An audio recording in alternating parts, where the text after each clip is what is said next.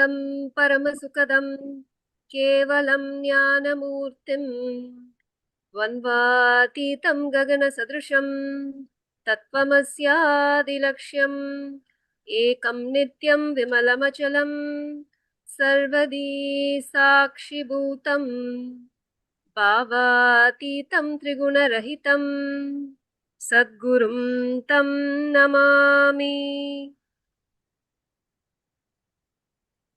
Nithyanandam, and welcome everyone for yet another day of the celebrations of the 45th Chaturmasya celebration. And every single day we are watching Swamiji's satsangs and reflecting on them and discussing, sharing the powerful cognitions that we have received from the satsang. And every day we have been having the guests also joining and sharing their wonderful experiences of meeting Swamiji and the miracles that Swamiji has made happen in their life. Today we do have such a guest, but before we do that, we would like you to watch this video.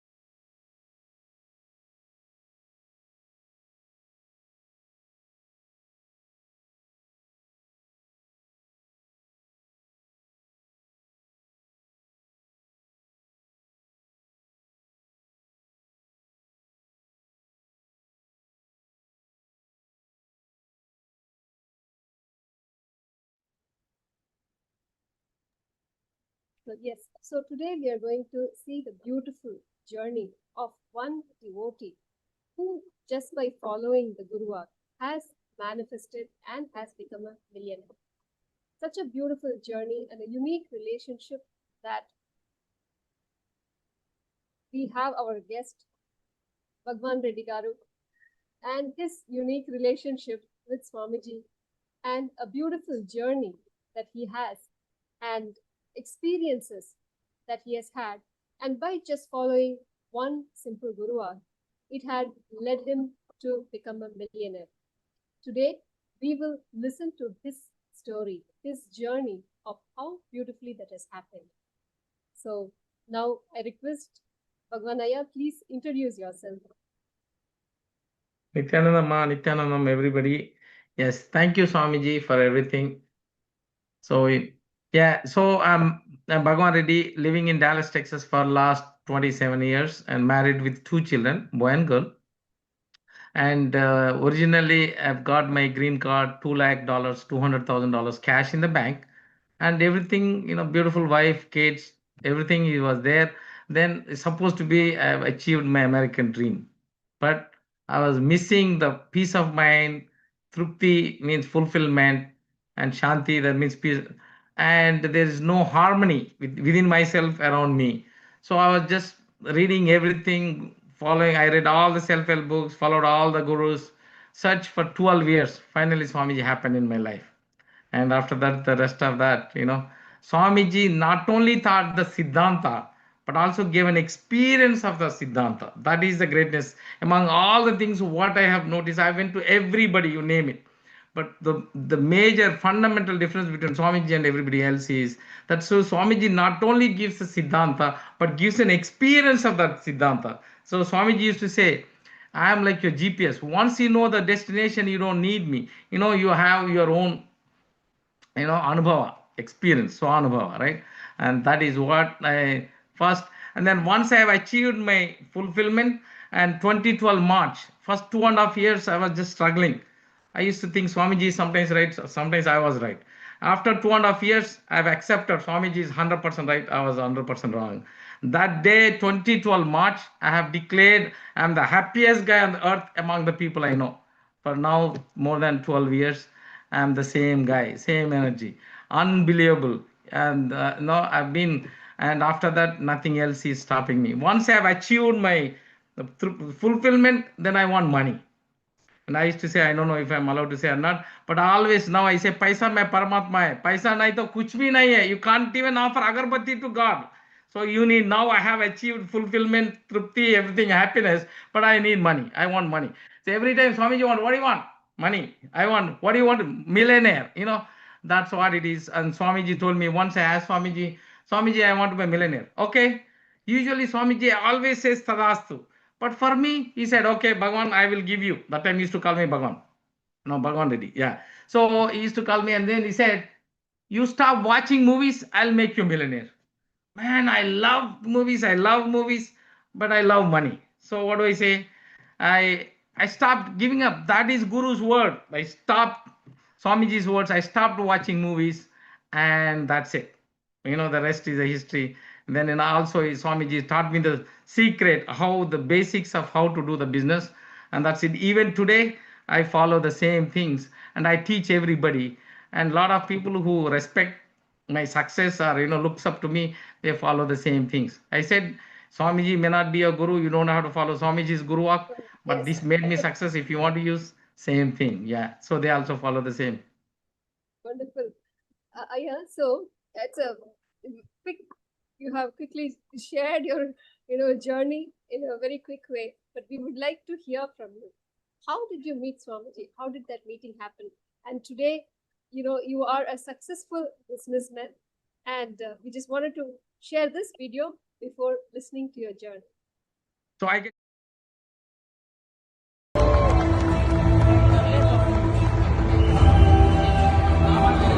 morning.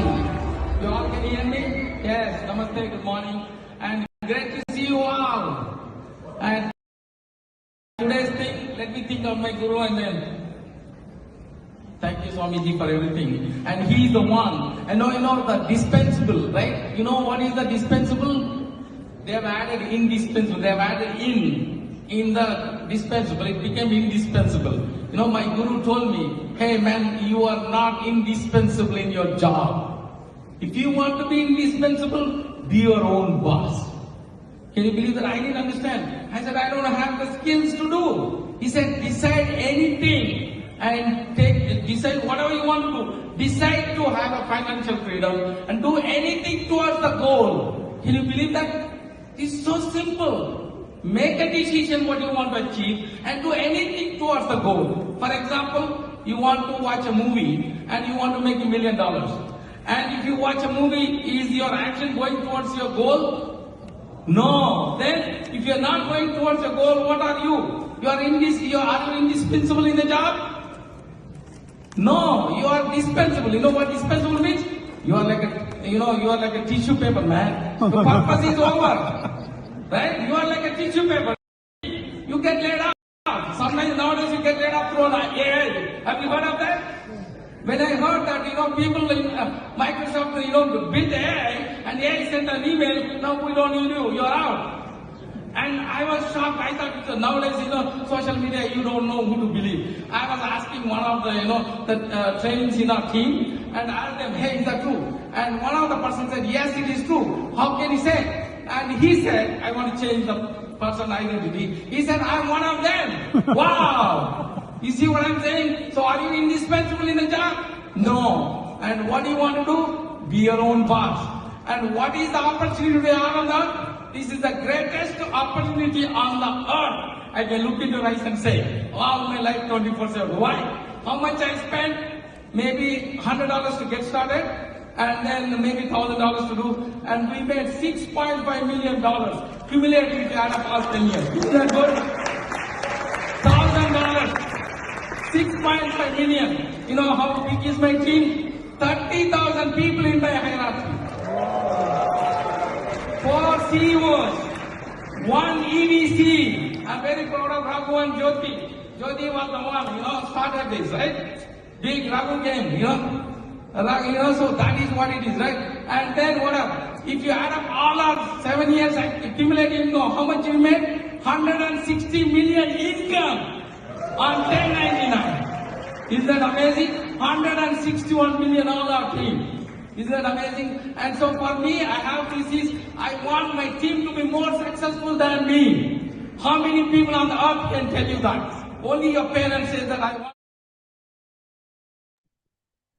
Yes. So today, Bhagwan Reddy Ayya, you are a successful businessman with a team of 30,000 people working for you. Now, we would like to hear your journey, where you started. You had briefly mentioned a family living in Dallas. Can you please share your experience of how did you meet Swamiji? How did that introduction happen?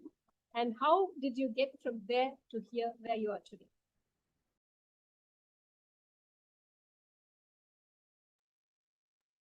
So after I have got my green card and I was looking for that, so I did a self research on myself and say why I'm not getting the peace of mind, happiness, harmony, and always I'm living a fake life, not a transparent life. I couldn't be myself. I want to be myself, but I couldn't be. You go to work, you go home, you call India, wherever there is no peace of mind. Then I did a research on myself. I found out that I didn't control my life. I wanted to know who controlled my life. So I read all the self-help books, helped me a little bit, or all the self-help books on the on the shelf in US. They helped me a little bit. Then I followed Osho. He helped me a little bit. Then Dalai Lama. I didn't meet him, but I followed. Didn't help. Little bit help. And Swami Dayananda Saraswati. And so I went there, and I thought going to India would help. We packed up, vacated, went to India. Came back. While coming back, somebody said, Swamiji. And that's it. We connected and went to Swamiji. And Swamiji is the one. He was so young, man. He's just so young. He knows everything. He knows about the family, wife. He didn't have a wife. He's just young, younger than me. And man, he knows everything. That's it. I went for one day. I stayed for 1 week. And then when I wanted to come back to US because I thought India was more intolerant towards Hindus and Hinduism than in US. I thought I can be a better Hindu than US.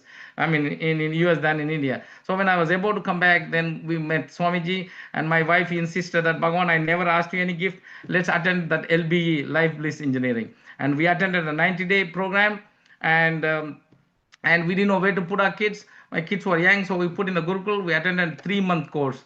That is when I experienced Swamiji, and I'm so grateful that I experienced Swamiji before that. Persecuting Swamiji, the fake, the what do you call that? The character assassin of Swamiji, and then that what do you call that? The attacking Swamiji, right? So that I was so grateful that I experienced Swamiji before all the persecution starts. And I was struggling and struggling. And Swamiji said, he told me, Bhagavan, why I'm giving you a big, long rope? Because one day you will turn around. And when I got that, one day I heard Swamiji is giving, hey, not only you get this, Swamiji was giving a plan how to be a millionaire. Wow, not only I'll get peace of mind, happiness, harmony, everything, and not only I can make money too. So let me focus on getting my fulfillment, and then I'll go. Once I got the fulfillment in 2012, then I was asking for money. And that is what happened. And how did we got started in the business? What happened? My Swamiji inspired my son to go to Gurukul. And my son, after we came back, every day he would put a sticky note, yellow sticky note. Nana, please send me to Gurukul. Nana, please send me to Gurukul.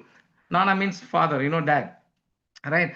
And so he filled my entire desktop, the laptop, and then the yellow sticky note. Then he figured out a electronic sticky note, and he putting every day. After 1 year, and they told me, then I thought, man, my son is so sincere. Do I trust Swamiji? Of course, I experienced Swamiji. I have to suffer for 40 years before I have to go. Why he has to do? Why can't he just bypass all this nonsense and go? So that's where I made the decision to send. And before I sent, during that time, I talked to everybody, the American, Caucasians, African, Japanese, Chinese, everybody except my wife and wife friends. And my son plans to go to this ashram where Swamiji is a Hindu monk. And if I send 99% of the guarantee that your son would become a monk, man, Hindu monk, because he was watching Hindu monk every day. Most likely he would become a Hindu monk. Are you ready? It took 1 year for me to accept that, before I sent him. I sent him and he went to Gurukul. Then what happened? We have a job. My wife said, Bhagwan, we have a job. We want to go see the kids. kids were in Kailasa Gurukul, and we were in US, Dallas. And then, we need some flexible work. So we did so many businesses, but this current business, what my wife said, we want a full-time, part-time, anytime, no time. That kind of business. Then we found finally that business. And my wife started the business, and I was helping her. 1.5 months into the business, I got laid off. In this country, laying off is as soon as easy as getting a job. And I got my wife said, Bhagwan, you've been working in IT for 17 years. It's good. Take 6 months off, go back to the job, the IT project manager. She was a trained Montessori teacher. I was an IT guy. Originally, my parents were farmers. My wife's parents were farmers. I was an aeronautical engineer. Say IT in 17 years is like a voluntary slavery. Corporate America is a voluntary slavery. And that's it. And 6 months, I got the success. I love the business. It's flexible. It paid me. And Swamiji said, you should not work for yourself. Take 2 years off and go work for start your own business. Because when you start the business, whatever the tattvas I'm teaching, the principle I am teaching, you'll experience. Until you do that, you can't experience. Because you have already have few people you managed. But if you go to business, you meet everyday new people. They are going to really test challenge you, and that is when you will experience it. And I just took, and Swamiji, I want to do, but I'm not sure of business. So Swamiji said a possibility exists. Swamiji, possibility, I cannot deal with that. And I want guarantee. Okay, only for you, I'll guarantee you go do the business. That's it. And Swamiji gave guarantee. I'm guaranteed I'll go, I'll go and start the business. That's what he said. And like I said in the video, he said, how do I do? Decide anything. Take any action towards the decision. So simple. After doing so many businesses, after so many failures, Swamiji's the two principles Swamiji taught. One is he guaranteed I would be successful. Second, he said, is that do any decision and take any action towards that decision. And it's so simple, so powerful. You take any decision, right? And take any action towards that decision, and you will be successful. And then one more principle, he said, never use fear and greed. And he said, that's all. And one more thing I also, Swamiji, how do I teach? Let's say if I buy for $1, you spend more. He said, no. You tell them if there is this pen, you buy this pen for $1, and you tell them you sell for $100 because you have added value, or tell them the truth. You don't have to be worried, and just tell them the truth. So after that, I do business legally, ethically, without losing relationship, without losing friendship, without using without losing trust of the friends, and without using fear and greed. Swami said, do not use fear and greed, and it was tough. And when I first going, he was going with this, right? Swami said, once if you wear this, you have to do this at least once a day in the morning. Sometimes it was so uncomfortable, vibhuti, wearing vibhuti, go to the prospects, It's like you'll be scared. Then I don't know. I was fear of losing business. No, Swami said, do it. He guaranteed. I just have to leave Swamiji's tattvas, and he guaranteed. So I have to do. If I cannot go, I would reschedule my meeting, but I would never go without the, kumkum and vibhuti, because the trust on Swamiji was so high on me. Whatever Swami says is guaranteed is going to happen, but I have to follow. So whatever Swamiji said, that's all it is. Simple. You just trust him, surrender to him. This is another key. One day I asked Kalabhairava, Swamiji, Swamiji guaranteed I would be successful. Why my success is not coming? Kalabhairava was so mad and upset. You idiot, you are my disciple in the previous Janma. Why are you not surrendered? If I give you money, you will now leave me. No, first you surrender to me, then you will get, not only you are only asking for money, I will give you money, name and fame, everything. That it took 2 years for me to understand what surrender means. That means just do what Swamiji says. And that is an unbelievable. So I love Swamiji. 24 hours I will only do Swamiji Japa. And that's what I do. And everybody thinks I'm only putting, so most of the time I don't even come to satsang without the vibhuti and all, but I have never gone to business without this. And the other day there was funny thing happened. I was going in the Las Vegas business convention, me and another partner going, they recognized him, they didn't recognize me. Only the kumkum was there, this is gone because of the whole day.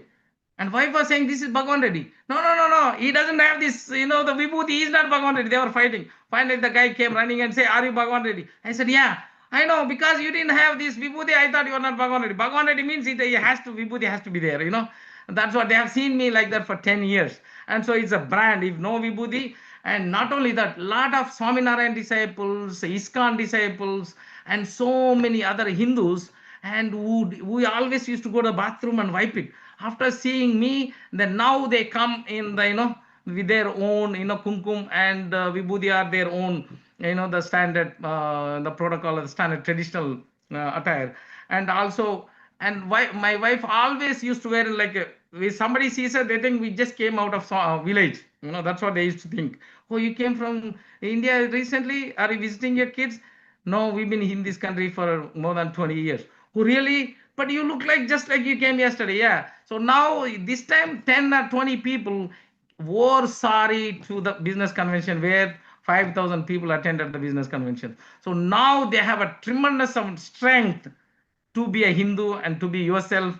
And you can be yourself, you can be a Hindu, and you can live like a Hindu, and you can still be successful. You can be whoever you want to be, you can still do. All you do is follow Swamiji's Guru Vaak. That means Swamiji's instructions, and that's all it is. And Swamiji is so powerful. And he was talking about whatever you think in Pindanda, it'll be manifested in Brahmanda. Oh my God, I struggled for a long time. That means whatever you put it in your inner space, it'll be manifested.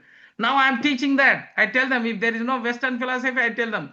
Swamiji gave another instruction. You can use my tattvas to use in your business, but you have to give credit to Hinduism or Swamiji. I always tell them this doesn't exist. The answer to this question doesn't exist in Western philosophy. It only happens in Hindu philosophy or Hindu Shastra. And Swamiji told us, and if you don't want to hear from me, then I won't tell. But I have to give credit to Swamiji. Is that okay if I tell you? Yes, this is from my Guru, Swamiji. And what he says is, these are all the things, whatever you put in, and they are talking of the visualization. No, that is Kalpataru Dhyana. They copied, these Western fellows copied, that is only the half. They are only talking of verbalization. But Kalpataru Dhyana is a full, you can learn that. So now they use the word Kalpataru meditation. And Kalpataru meditation, you just visualize and it happens. It is much more powerful than that. So always give the tattvas how that works and whatever. And then I talk about the sankalpa. And I say in Americans, in the Western world, they call it declare and it will happen. Declaration is too weak. Sankalpa is very powerful. So there is a sankalpa is a loose translation is, declaration. So you make the sankalpa and you do the work, it will happen. Hindu philosophy is much more powerful and much more, reliable. And I teach them how Swamiji taught me how to pray, how to visualize, how to put it in the inner space, and how to manifest wealth.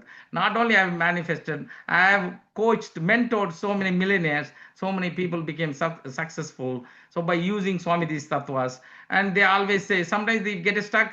Bhagavan, what does Swamiji say for this situation?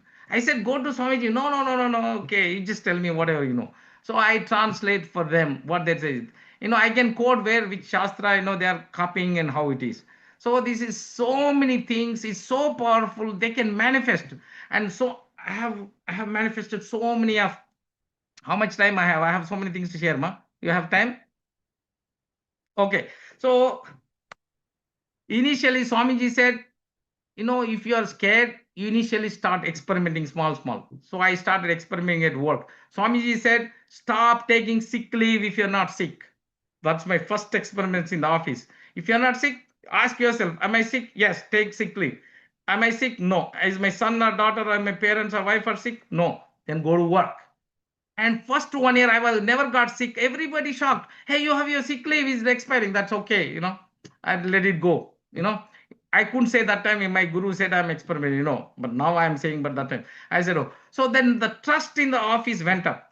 Then that's a tremendous one tattva has tremendously changed. The people look at me, man, this guy is so right. So the brand value changed. I'm more valuable employee. Then next, what happened?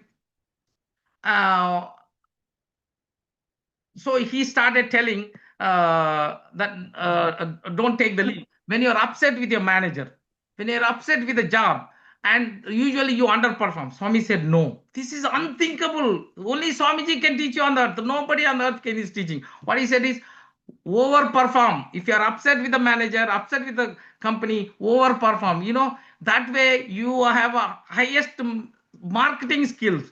Can you believe a guru talking of a marketing skills, man? Nobody can teach you, man. And he's talking of marketing skills. So you work at your peak performance, you'll have marketing skills, so your job will be protected. If you are still, if they don't change, and now you don't have to worry, you get the job wherever you want. Unbelievable. So these are the first two things I have manifested what Swamiji said, and immediately my response from the team and the managers and everybody, and I have a different level, the trusted and then the more valuable employee.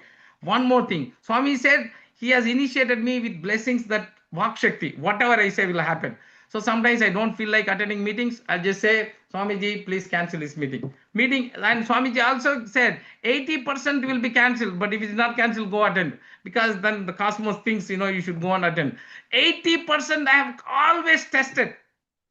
Unbelievable. Oh my God. All you have to do is just inner space full. That intensity. With intensity, you just say, I want the meeting rescheduled. Even today, one of my partners, he was not listening to me. He asked me to come and teach him, but he was not teaching. I would reschedule his customer meeting. Oh, what happened? Hey, man, this is happening. It's okay. Oh, Bhagavan, meeting got rescheduled. Yeah, I only did it. I was thinking, joking. After a few days, because every time this guy doesn't listen, I want to teach him something because he has to learn before the meeting. He won't learn. And then I start. After that, he was telling, Bhagavan, please don't cancel this meeting. This is very important. All I have to do is tell the customer, Swamiji, please reschedule this meeting. That's all I have to do. So powerful. Once you surrender to Swamiji, once you start following Swamiji's Guru Vaak, that the amount of things so powerful. Swamiji used to say, you guys are working so hard. For $1,000 of money, you are using 1,000 units of effort. But if you learn what I am saying, Swamiji says, what Swamiji is saying, if you follow what Swamiji's words, 1 unit of work will give you $1,000. Now I have learned that, I have manifested that. All I have to do is just seed work and you get a lot of fruit.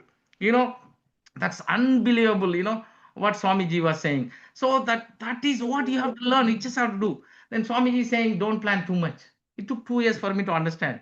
All you do is do a high level plan, detailed plan, let it to him. I felt liberated. Oh my God, that's the most powerful tattva. He said, just do a high level planning, don't do detailed planning, and let the cosmos do it for you. Oh my God, that's unbelievable. Whatever happens, I just say everything is auspicious. Swami says, nothing inauspicious happens to me. Whatever is happening is auspicious. That's the most powerful tattva, and unbelievable. There's one more thing. Swami said you can get intuitive, you can get connected to intuition. That also everything is taking too long for me to understand Swamiji. It took another 2 years to get. Now I don't have thing. I don't have to worry about if he says this, what will I say? If this guy says, what will I say? No more crap. No more off the shelf. There is no more, what do they call? The canned sentences, prepared sentences, rehearsed sentences. No, I'm spontaneous, energetic, lively, happy, natural, and I get what I want. Right? So what is now I've got connected so many times it shocks me. If some challenge comes, the answer comes naturally. I've never heard this, never listened to this. How do I get? Because Swamiji taught me how to get connected to the intuition. Unbelievable. Anything comes and everybody gets. When I teach somebody, each time the same concept, but each time a different example comes. It's always fresh, exciting, energetic, and they always enjoy my company and always have a pleasant experience. Thank you, Swamiji, for everything. I mean, without you, I would be struggling. I would have been struggling for the last 15 years. Thank you, Swamiji. And without you, I would have been miserable. And I hated life before Swamiji. But now, what I say most of the time, almost all the time, I'm in some divine loka. I don't know what loka is, but definitely I'm not experienced the effect of a human, the earthly or human life. The human things, human effects doesn't affect me because of Swamiji. Swami said perpetual completion, right? Only when I lose awareness, and then I feel the effects of human being or human life, human society. But the earth's effects. But other than the moment something really tricks me, oh my God, the moment you get back into that, unbelievable. For last 10 years, I have never lost that, the anything intensity. Swamiji calls that residue, right? Never lasted more than 2 hours. That too, less than 10 times in last 12 years. Isn't that amazing? I used to be in like torture, emotional, mental torture. Now I'm happy, peace, and always think of only one word for Swamiji now. Before I used to have millions of questions and arguments and all. I only have one word for Swamiji. Thank you, Swamiji. Thank you, Swamiji. Thank you, Swamiji, for everything. Right? So that is unbelievable. Can you believe that? Arguing and fighting and all, including with Swamiji also. If I can't argue with Swamiji in person, argue with his picture. And I know whatever I argue, Swamiji knows. Whenever he meets me, he tells me what all the things I argued with me, he knows, right? That also so many things. Oh my God. And that's the power of Swamiji. I really wanted to teach the world, but and I'm teaching by living, right? Swamiji said another thing. If you talk, it is nobody is going to listen. You need to experience the utility value of Hinduism. Swamiji said, if you connect to me with the logic, if somebody has a better logic, you are finished.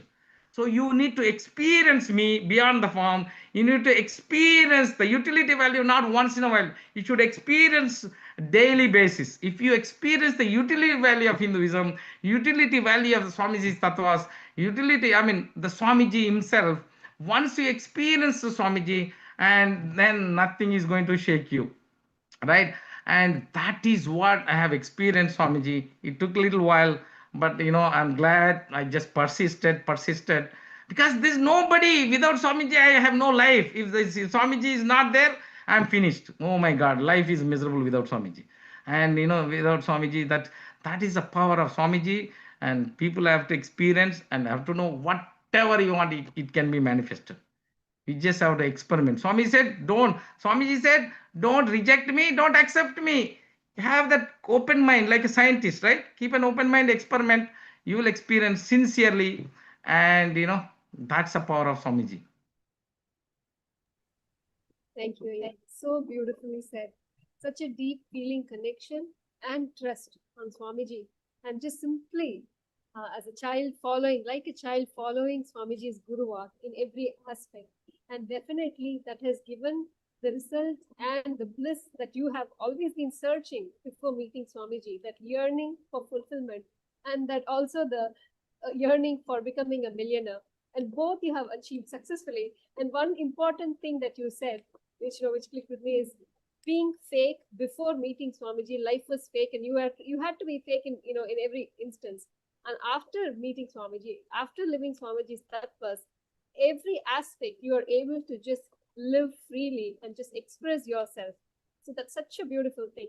So what is Guru Vaak? What is the power of Guru Vaak that can do so much to you? So let us now directly hear from Swamiji.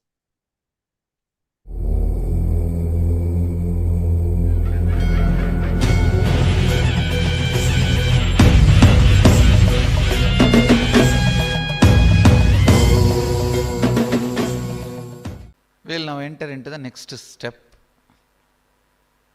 of the completion process. Completion with others. Before entering into the completion with others,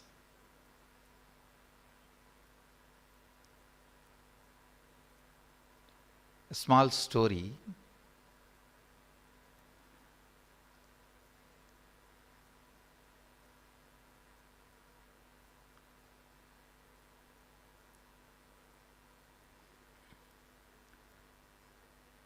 In Kailash, Sadashiva was living with his beautiful family, Devi Parvati, his consort, and elder son Ganesha, younger son Subramanya. One day comes one great Rishi, Narada, and creates a mess, saying that I have an enlightenment mango. Anybody eats this mango will have enlightenment.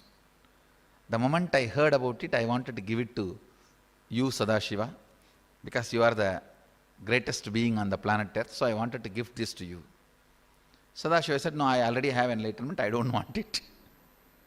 Maybe you give it to Devi. Devi said, no, you already gave me enlightenment, I don't want this fruit. Maybe we can give it to our kids. So the elder one and younger one, both of them started fighting. I want, I want.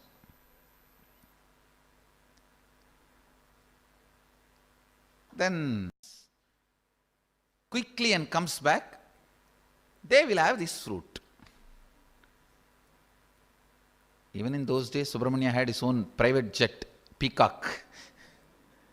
He just took his peacock and started. Ganesha is a little heavy guy, and his vehicle is also rat. How can rat drag the elephant? And even if it drags, how long? How can the speed pick up? So, Ganesha was looking around. Finally, he got the click. He just went round Sadashiva and Devi 3 times and came and asked for the fruit. Sadashiva said, how can you just go around us and then ask for the fruit? Ganesha says beautifully, he is going around his world, I went round my world. Understand? Younger brother is going around his world. I am going around, I went round my world. And he gets the fruit. The rest is history.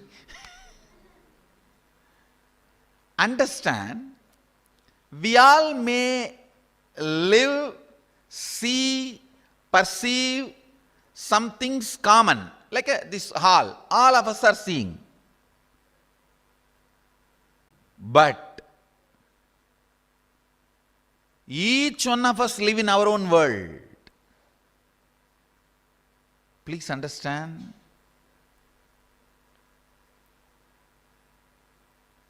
We may see some things as common in this world. That does not mean we are all living in the same world. The objects you may see, every one of you may be seeing these objects, this mic. That does not mean we are all living in the same world. No.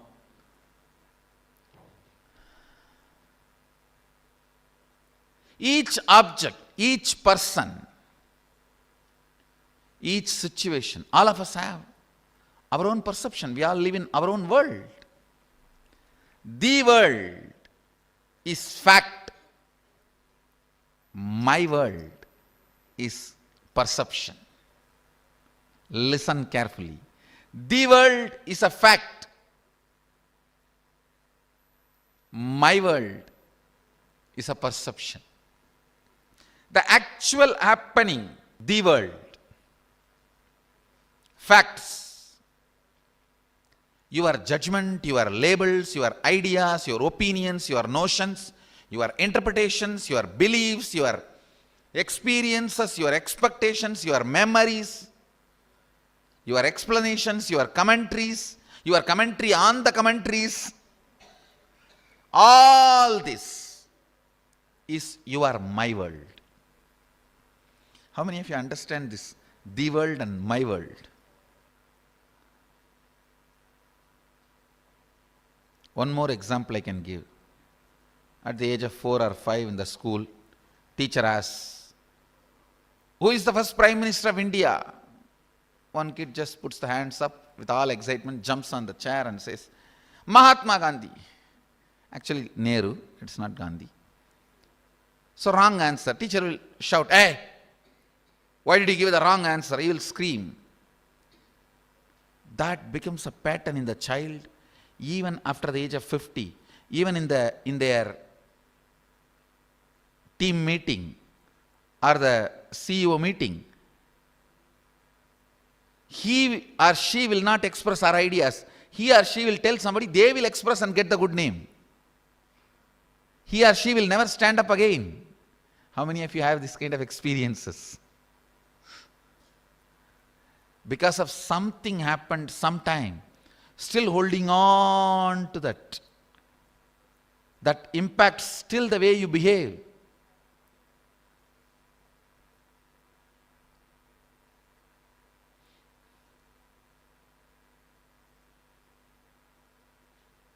If you see all the incompletions with others, your mother, father, brother, sister, every incompletion is just this the world and my world. The world is different, my world is different. The world is the world, my world is hell. It's your my world, source of your hell and source of your self-torturing mechanism.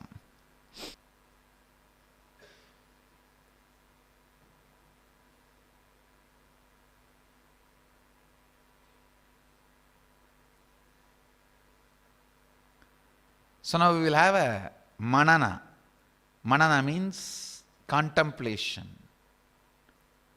I want you to list all the relationships in your life. Start with your mother. That's the first relationship.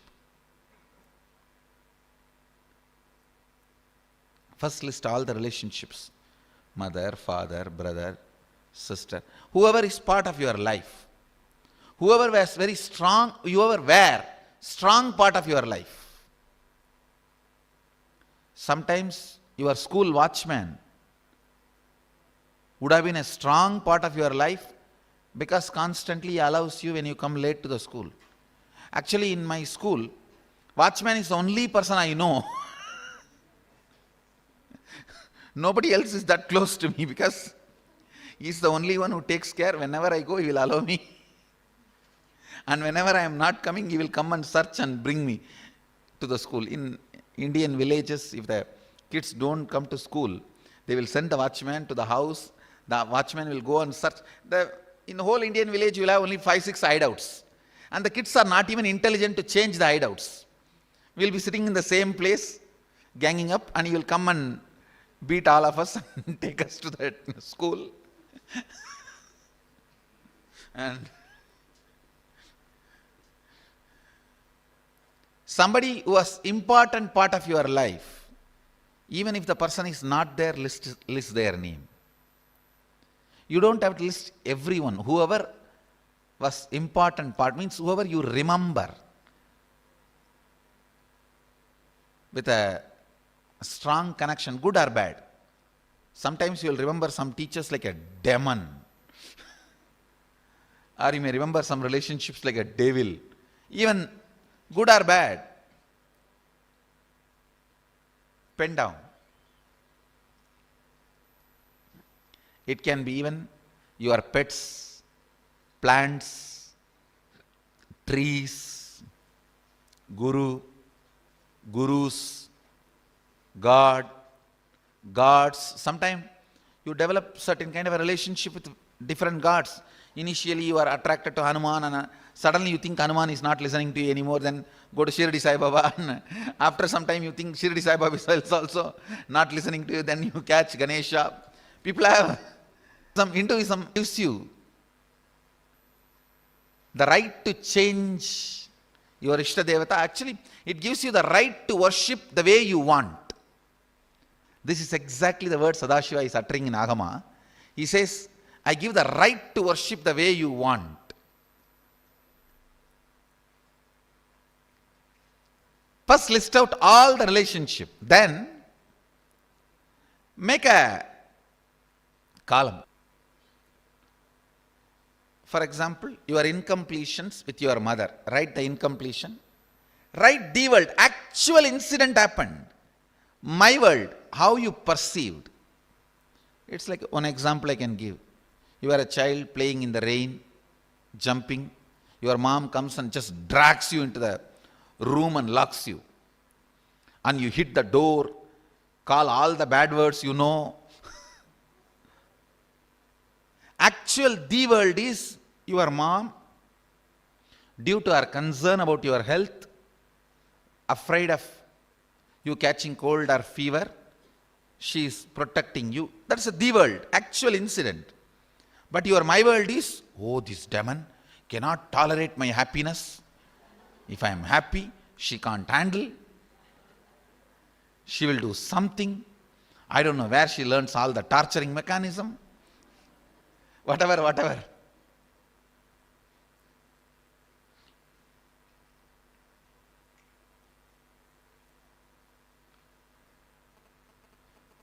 So your incompletions, the world and my world, about your mom, then about your dad, all the religion.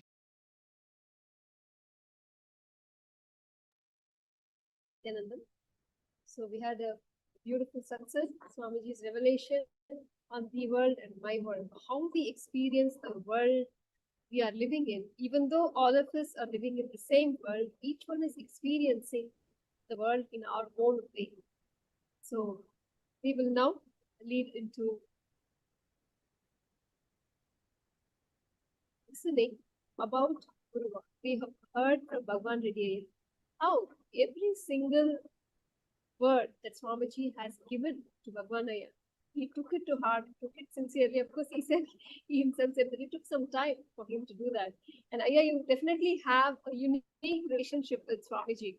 Because I remember those days where you used to ask questions, and Swamiji would patiently answer every single one of your questions. But the most amazing thing is, whatever you had in your heart, you openly shared, openly asked. And Swamiji, like when you ask the question so bluntly, Swamiji would give very straightforward answers. Actually, I remember in one of the satsangs, Swamiji has mentioned that, he does not mince words with you. He just gives straight talk. And that is such a beautiful relationship that you have with Swamiji.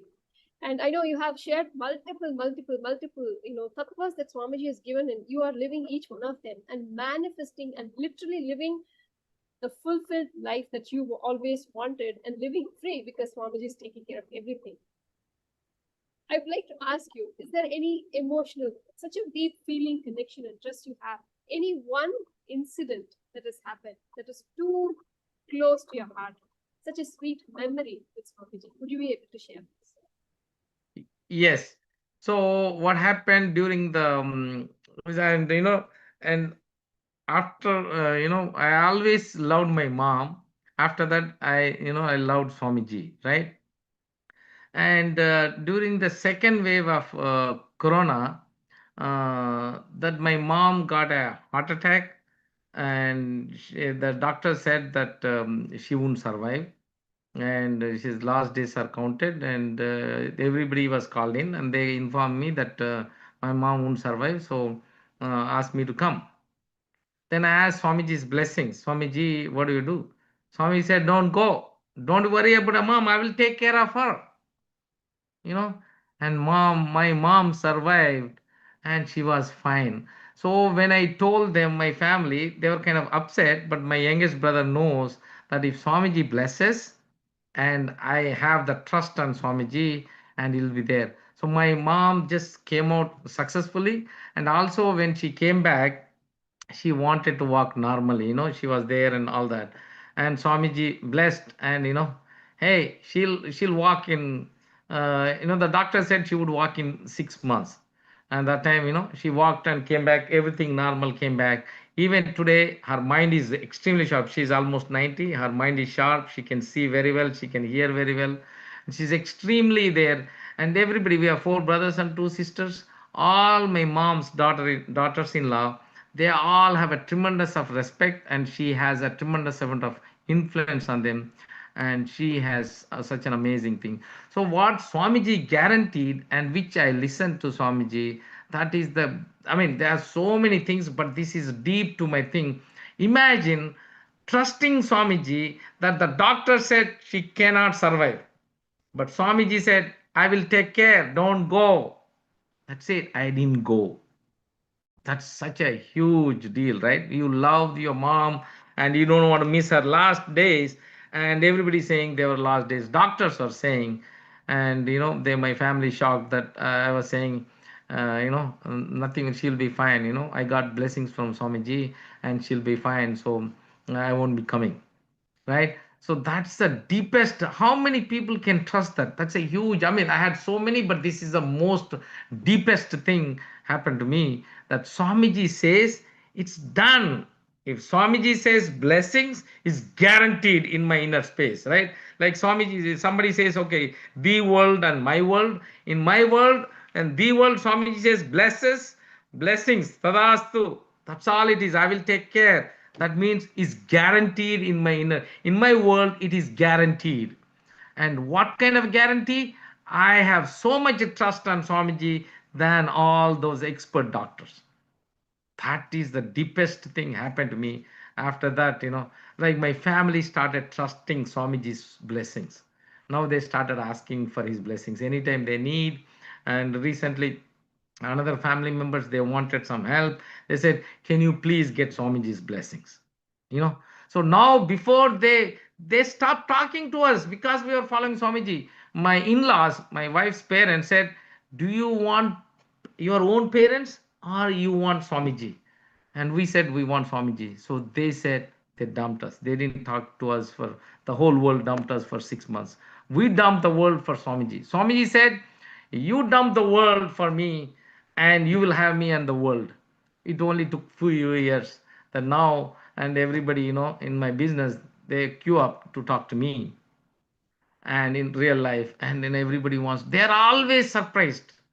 They call it nimmag neerethatam. That means I'm so settled, nothing bothers me, you know.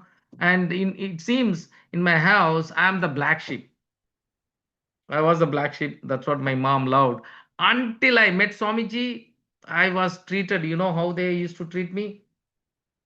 Oh, Bhagavan is like kupatoti. That means the dirt, and you throw a stone in the dirt, it'll spill on your face. That was my brand. But after Swamiji, magically happened. Man, this guy became Hoshiar, Hushar. That means this guy became suddenly magic, suddenly transformed, suddenly changed. We can't manipulate. So after Swamiji, after I attended LBE, they could manipulate me, they could humiliate me, they could control me, they could steal my money, they couldn't do anything. Because I can see, like in a movie, my own life as a third person as it is happening. If somebody is manipulating and doing, oh my God, I feel liberated. Thank you, Swamiji, so much.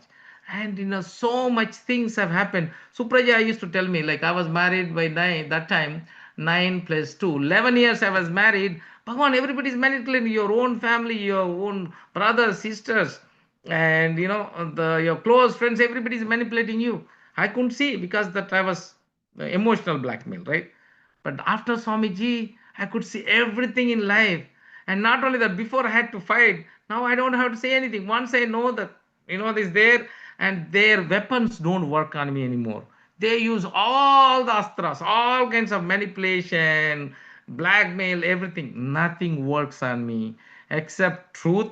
Be truthful, be natural, be, be you who you are, and nothing works me. That is what's so powerful. And I hope everybody understands what Swamiji is saying. So powerful, so powerful. And that's the deepest experience. It happened with my mom. Imagine how much trust you have to have Swamiji saying, don't go, I will take care. But the whole world says she won't be there, but she is there even today. She is so happy, and she asks for blessings from Swamiji. She doesn't, she's almost fulfilled. She doesn't, she used to have so many. It took 2 years for me to introduce Swamiji to my mom. I took, everybody is, poisoning her mind. Oh, your son is in America. He sent his kids to the Gurukul, to a sannyasi, and your kids are, they're all getting trained as a brahmachari. And this fellow is is in America, and kids are American citizens, born American citizens, and and he's just spoiling their life. And how can you do that? So my mom is too old. She was just influenced. One day she asked me, Bhagwan, why are you sending the kids to them? And I asked, then why not Swamiji? No, is this, is that, all kinds of things. So who told you? I heard from the TV. So I'm your own son. You know me more than I know about me. And I lived with Swamiji for 3 months. And these TV fellows, are they Satya Chandras, Sri Ramachandras, or are they the fellows? Are they saying, are they Satya Chandras, Sri Ramachandras? My mom said no. Then do you want to trust your own son or some idiot, some fellow who is just selling for money, and you want to do it? Do you think your son is capable of knowing from right from wrong? Do you think? She said, yes, definitely you know what you are doing. Then if you think you trust your son, his son is more capable of understanding what it is. And it took 2 years for after that, anybody says anything, I know my son, he knows what he's doing, and he's sending his kids, he knows. and he is in the kids are safe, everything is fine. So after that, no more. It took 2 years for me to introduce my mom. She's 80, 90-year old. That old lady, they're all torturing to control me. Finally, the nothing worked. So they are using my mom because they know I'm too attached to my mom. They're using my mom to blackmail me, attach me. And I explain, now my mom always thinks of, she always says Shivaya, Shivaya. That's what in Telugu we connect to Shiva, right? So every day she thinks of that. Now she is in peace and she has the trust on Swamiji. I tell Swamiji, blessed you, you are fine. That's it. The way my trust is carried to her, that is amazing. When I'm 100% my anu, that means my entire being accepted Swamiji, trust Swamiji. And that trust, that being level trust, is been transferred to my mom. And now whatever happens, that's so. Now my mom is in peace, and he says, yeah, your son is Swamiji. Yeah, he is Swamiji's disciple, he knows what he's doing, I'm not concerned. And oh, your grandkids are there in Gurukul, that's okay. Then I said, my son wants to be Vivekananda. Who doesn't want to be? Amma, you don't want your grandson to be Vivekananda? He wants to be Vivekananda. Why you want to do? You love Vivekananda, you accept Vivekananda, and Swamiji is there. And Swamiji says, he is Shiva himself in human body. I have not experienced that, but at least whatever Swamiji, he is not a human being. He's definitely a divine being. He doesn't have the qualities of human being. Swamiji doesn't have the qualities of human being. He has only divine being. And I don't know what it means to be Shiva and all, but that's all. That's all. He said, that is the most powerful thing I had. I love my mom. And Swamiji says, he didn't even guarantee me, just I'll take care. And that is the deepest experience I had. And I had so many, but this is the most deepest and hard. And that broke everybody's logic at home. So beautiful, yeah. It is really like your trust and your surrender to Swamiji. Literally, Swamiji is taking care of you as his own child. We can see that in every moment. Not only that, you have the trust, Swamiji knows you have the trust. And that is why Swamiji has told you, Bhagavan, don't worry, I'll take care. Knowing that you will follow what Swamiji is saying. Such a beautiful, beautiful incident and such a deep experience you've had, Aya. I have one more question. Yes, This ma'am. title for this program that we had, How I Became a Millionaire, you had briefly, very quickly, very briefly mentioned during the beginning of this program. One simple Guru Vaak that Swamiji has told you, and you followed that, and you became a millionaire. I'm sure it was not easy for you. Can you please expand on that? What did Swamiji tell? What did you ask? What did Swamiji tell? And Oh, how that did was you amazing. become? That's a beautiful. So I was asking for blessings during Cambodia, right? 2014, sometime in October or something, and there was a Kalpataru in Houston, and I went on to meet somebody there, and I attended the Kalpataru meeting there, and then I asked Swamiji, I want to come for the this.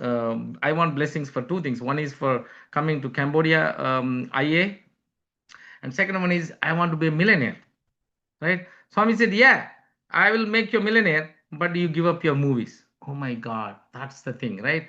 So yes, I thought for a few seconds. I said, yes, Swamiji, I'll give up movies for the money because I loved money. I loved the thing. What are the things happen when everybody is watching at home movies? I cannot watch, so I'll go to the another room that I could manage, right? I can just go to a different room. And when I go to the restaurants, and by then I when I go to the restaurants, I can just turn my away. And then when I go in the plane, and I can just turn away or close my eyes and think, either do unclutching or think of something, or do that or listen to something by closing. But once what happened, by then I started the business, I got the blessings and I started the business. And once I went to a customer's house and explained the business, and then the customer is agreed to sign the contract, and I was preparing the contract, and this guy is a Telugu guy, and I was starving for movies. He turned on the movie, Telugu movie. Oh my God! Like I couldn't control. I lost the control on my being, my senses, and said, you know what? I bent down and said, Swamiji, I have passed all your tests, but I don't think I will pass this. So it's all yours, Swamiji. I cannot pass. I have given you the word. I cannot do. I cannot leave my business, and I cannot stop this. please, Swamiji, please take care. I prayed to him. Immediately, the guy got a call from his wife saying that she got a car trouble and she has to go and get him. Okay, Bhagwan, sorry, can you continue the contract, fill the contract? I'll come back and sign. So he left me in the house, and as soon as he went out, I turned on the TV, and then went and he came back after 5 minutes or so. And then meanwhile, everything is done. As soon as he came, I got the signatures and went away. So that is the test. So when I was tested, when it was impossible, in a humanly possible, I could do it, but it was impossible. I just surrendered to Swamiji, and magically, Swamiji made sure that I followed the Guru Vaak, right? And that is how it's taken. There's one more thing. That was a big thing, right? That next experience has given me the ultimate secret to Swamiji, right? What he says, Swamiji always says, you just pray to me, pray to the Parartha Murti, right? This Murti, just pray to the Murti. This is the hotline connection, right? I have this everywhere, in my car, in my desk, everywhere I have, right? And in my house, you only see Swamiji's pictures. You don't see our own pictures, except my father, right? You don't see anything. So he's always there because I want to always remember Swamiji, right? I don't even want to miss remembering one time. And so what happened? And then I stopped watching movies. And one day, some people were talking of Bahubali, Bahubali movie. So one of my business partners in a conference call saying, "Hey, Bhagwan, you became Bahubali," because by then I already started, seeing the success, right? First year itself, I have started seeing the success. And then he was saying Bahubali. And I didn't know what Bahubali was. I just ignored, because remember, I stopped watching movies and I stopped reading about movies, because if I knew, I would get tempted. So I didn't even want to read the news even about the movies. I stopped. The next week also, he was talking about, Bhagwan, you are talking like Bahubali. You are Bahubali. Your success is going like that. I said, then I called my old buddy who used to go for movies, when my wife didn't want to come, and we have his wife didn't want to come, he would call me. When my wife didn't want to come for movies, I would. So we both were movie partners. We would go. I call him, what is this guy man talking of some Bahubali, and what is he talking? Oh, Bhagwan, I know you don't watch movies, you don't know. I said, there's a huge movie, they spent 300, 400 crores, means maybe a few $1 million, like Hollywood style movie. But, this all South India, they are making like, world class movie. And he said, then I got curious and went and read about the movie. I got so tempted to watch. But then I cannot watch, right? And then I wanted to ask, I cannot ask. I don't have a face to ask Swamiji. How can I ask? I already gave him a word. I wanted money. I chose the money, and the money is coming. Then how can I ask for a movie? I have already given up. But my being was possessed to watch that movie every day. And that time, my daughter was going on a world tour, on that, to third eye demo, and they were in Australia, New Zealand, somewhere. But they're intense for 2 weeks, you know the possessed. One day I was coming by the theater, the whole parking lot was full. I know it was Bahubali is going, and it's like super duper. And I'm just, Swamiji, I was just praying and praying every day, because it's my duty to do puja at home, right? Because we have home mandir, right? And so every day I have to do the morning, wake them up, and offer naivedyam, do the puja, and then put the deities to bed. So during that time, I'm always, Swamiji, I really want to watch this movie. It's just like uncontrollable, right? That was there intensely. My whole being wanted to watch the movie, but I didn't have face to ask, right? It's like ashamed, feeling ashamed. How can you ask? How can you go back on your word, right? And so 2 weeks later, I get a call from ashram. Usually when you call ashram, and it's hard to get through, right? But somebody from ashram called me and said, "Hey, 11 o'clock at night, and he said, "Oh my God, Nityananda Maya." I said, "Nityananda Ma, what is this? Oh my God, am I in trouble?" Because getting call from Swamiji means what happened? My kids are in Gurukul. Is something wrong? No. Swamiji, remember Swamiji said you can't watch movies? I said, of course. I gave a word to Swamiji, I can't watch movies. Swamiji said you can watch Bahubali. Can you believe that? Oh my God, he didn't say you can watch movie. No, I was only asking you Bahubali. And Swamiji said you can watch Bahubali. Swamiji is telling her, and Tamil, and she's translating to me Telugu or English. Right? Unbelievable. Oh my God. And not only he gave, asked me permission only to watch that movie. And not only that, all the things I told, argued with Swamiji, with the Swamiji's big life-size picture. And I was arguing with Swamiji. Swamiji one day in satsang, Meenakshi is real. Sundareshwara is real. And even if you ask him today, he will deliver as simple as, brinjal to the as big as kingdom. And don't think they're just, the deity sitting there. Swamiji, just because we are listening, you can't tell that, Swamiji. How can that be true? I was just arguing. Supraja was saying, oh my God, don't say that, don't say that. Swamiji can hear you, then you'll get puja. I said, no, it's good. Swamiji, if he hears, then, he will give me an experience or just give me a puja. That's okay, but I just can't, do. Then after this, and it is now is proven, that is real. As simple as watching a movie, Swamiji, giving, calling somebody, making me and telling me, and even the as simple as Swamiji later after 1 or 2 weeks, he's talking in such thing. The whole world, all Swamiji's disciples and devotees and all, they pray for health or wealth, health or job or some kind of problems. But this guy is praying for a movie. Can you believe that? And that is when I know exactly when I am connected to Swamiji. My hotline, Swamiji always said, when you are intense, you are connected to me in hotline. And that experience has broken all the whatever the little things. Not only that, the hotline connection, and I just know exactly when it is there. Suddenly when I become intense, whatever my pending things I want to ask, I just pray and ask that time. I know I am connected to Swamiji.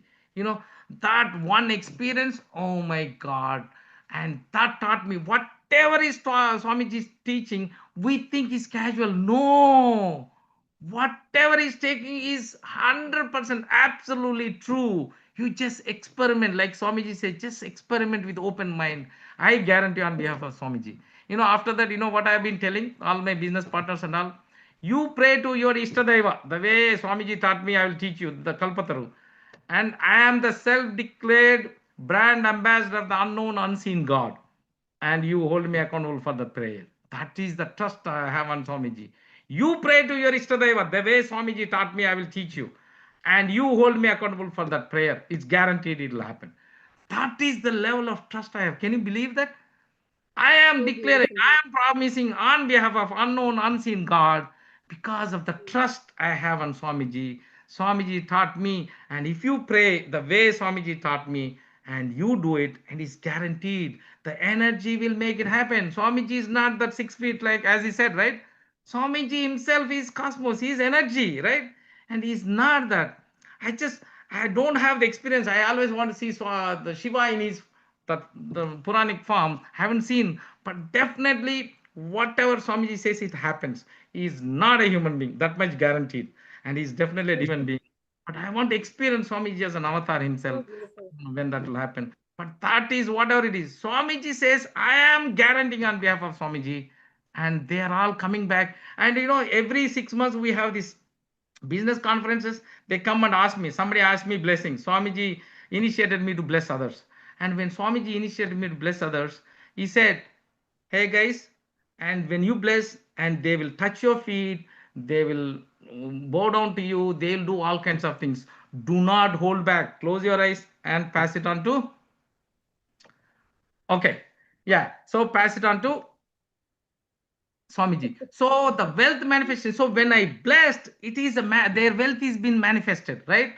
Swamiji has blessed me to, initiated me to bless, and in every convention they come to me, get the blessings, and I give the blessings. And next 6 months they come back and said, Bhagwan, whatever we said, we made the money. We want to make 100K.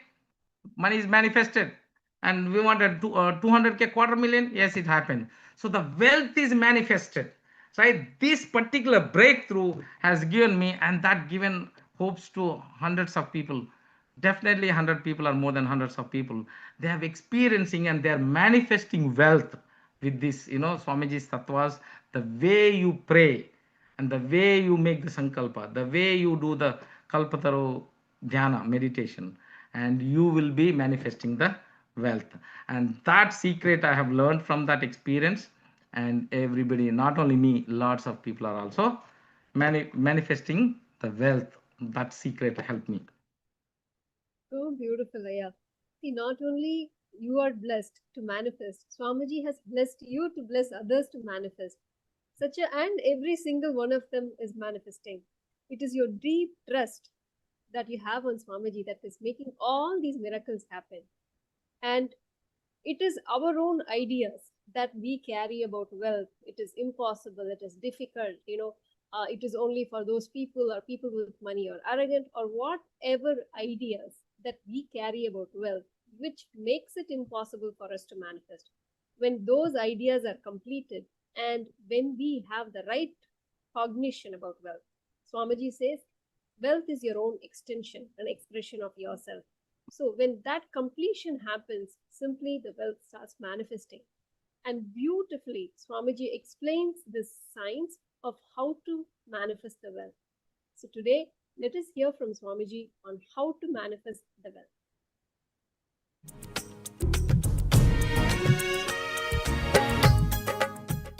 Sadashivasamarambam Adishaktimadhyamam Asmadacharyaparyantam Vande Guru Paramparam. I welcome all of you with my love and respects. I welcome all the participants, viewers, visitors, Sarvanyapita Yajamans, Tanedars, Mahans, Shri Mahans, Kotaris, everyone sitting with us all over the world in more than 100 centers, in almost all time zone, all over the planet Earth.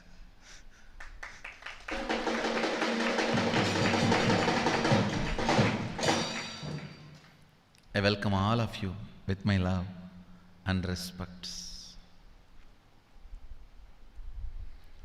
I request all of you to come to the space of listening, because the program is experiential. It is experiential, not just intellectual. I'm not going to give you some words. I'm going to transmit the experience. First, few basic truths of life. Please understand, you don't manifest your desire, you manifest your cognition. You don't manifest in your life your desires, you only manifest in your life what you believe, what you cognize, what you perceive as reality. Most of us say, oh, I really desire wealth, I desire happy life, I desire health. Then why are you not manifesting it? The science of manifestation, very important sacred secret you need to know is, you do not manifest what you desire, but you manifest what you believe, what you cognize, what you perceive as reality. The gap between your beliefs and your desires. Listen carefully. I'll give you an example. Many of us say, I really desire wealth. But deep down you believe wealthy people are arrogant people, bad people. They do a lot of wrong things. If you believe wealthy people are arrogant, bad, wrong, they do many wrong things, they exploit others. If you have that belief, how are you going to manifest wealth in your life? Understand? Wealthy people are not bad. Those people who are bad, even if they don't have wealth, they will be bad with some other reason. They will be egoistic with some other reason. They will be exploiting with some other reason. I have seen people exploit their poverty. I have seen here in the ashram many times. The way they demand, if you don't attend to their demands even 1 inch, oh, because we are poor people, you don't attend to us? I have never seen a rich person demanding. I have seen billionaires coming here. I have never seen them demanding, because by the time you make billions, you are beaten by society so much, you are polished thoroughly. You know how to deal every situation. But I have always seen, to be egoistic, to be exploiting, to be demanding, it is not necessary you have to be wealthy. But you always have an idea. Wealthy people are egoistic, bad, demanding, exploiting, doing wrong things to others. Listen carefully. How many of you really believe wealthy people become egoistic, exploiting, demanding, and doing bad to others? Raise your hand.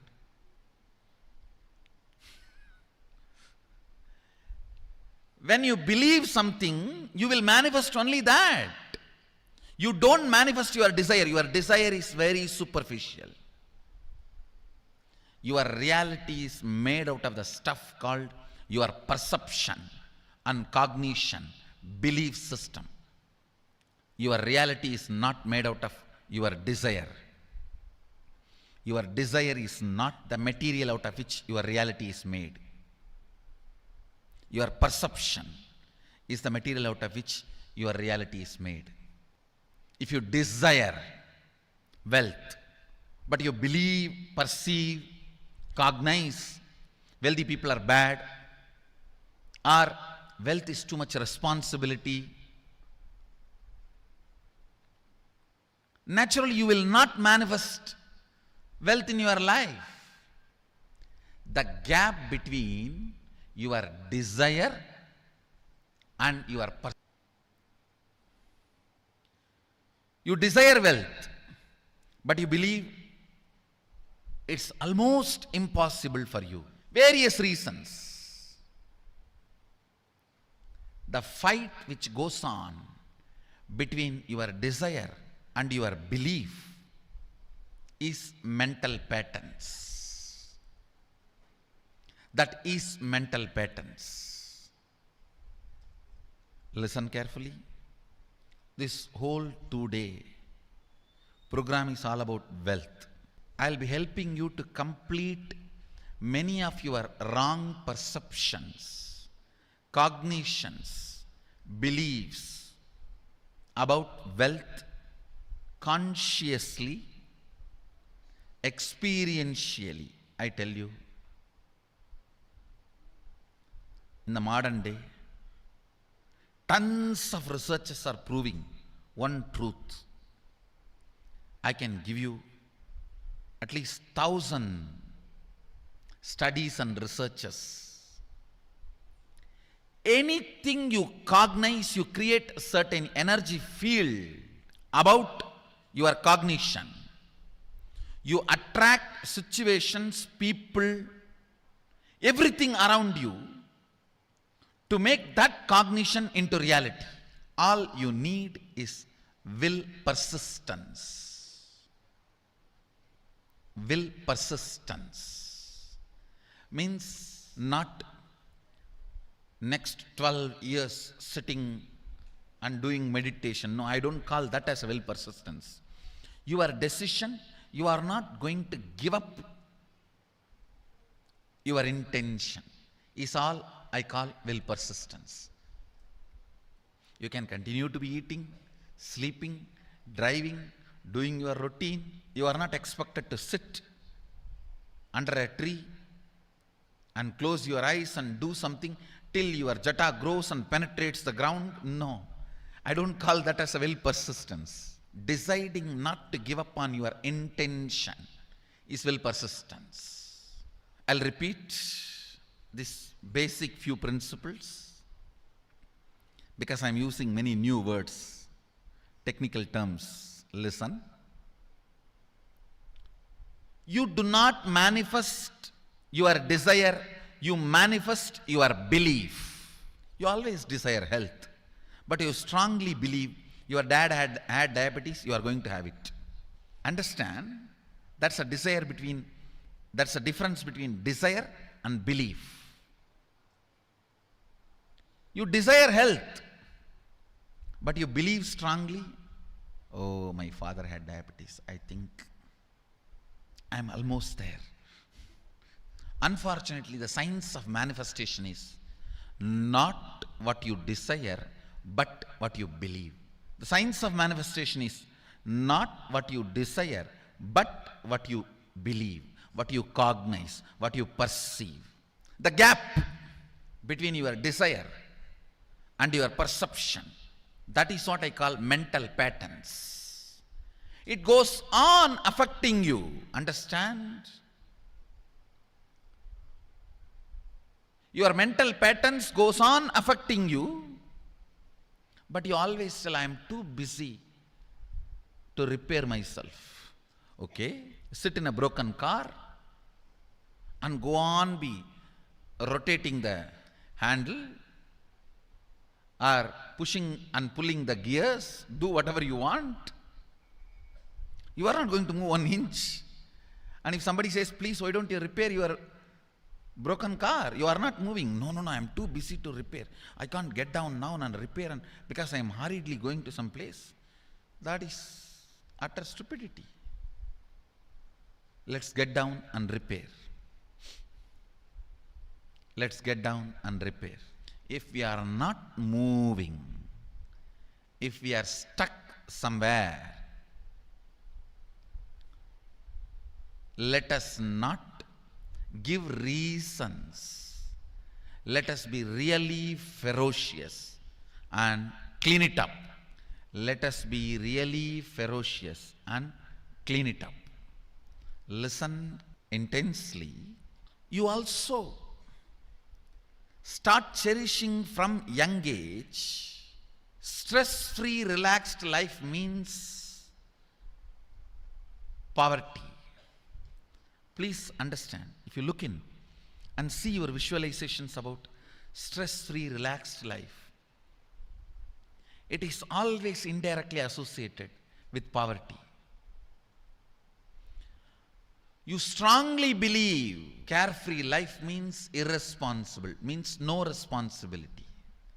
And deep inside, you do believe poverty is good. You do believe poverty is good. Deep inside, unfortunately, the life negative religions put certain reverence and respect for poverty. One good thing I found throughout the Upanishads, not even in one place poverty is respected. That's the only reason, till British came, we were the largest economy.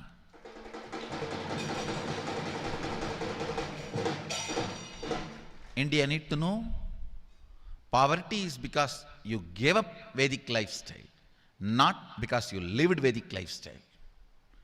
Till Vedic lifestyle was with you, poverty was never near you. Because throughout the Upanishads, nowhere poverty is respected, worshipped, revered, even indirectly. Rishis were never poor, loaded with tons of powers. Kings come and bow down to rishis to learn the weapons and powers. Listen, unfortunately, the life negative religions have put a thought current that poverty is good and kind of a reverence and respect for poverty. Charity and reverence for poverty, both are just to keep poor people suppressed and stopping them rebelling. It can be a good political strategy, but that is not a spiritual truth. You need to acid wash yourself about your beliefs and cognitions. I am not saying poor people are wrong, all that. All I am trying to tell you is, as long as you cherish reverence, respect for poverty, you will be only attracting that. As long as you cherish the idea, the wealthy people are bad, arrogant, anything wrong, you will be only living in poverty. You will not manifest wealth. Understand? Ultimately, wealth is neither good nor bad. It is a resource available for you to do what you want. Wealth is not even just money or currency.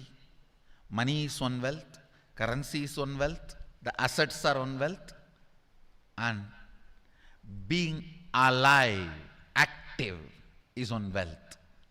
All this put together is wealth.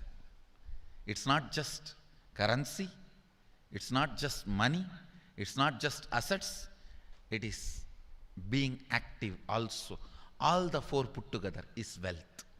Money, currency, assets, being active. Listen.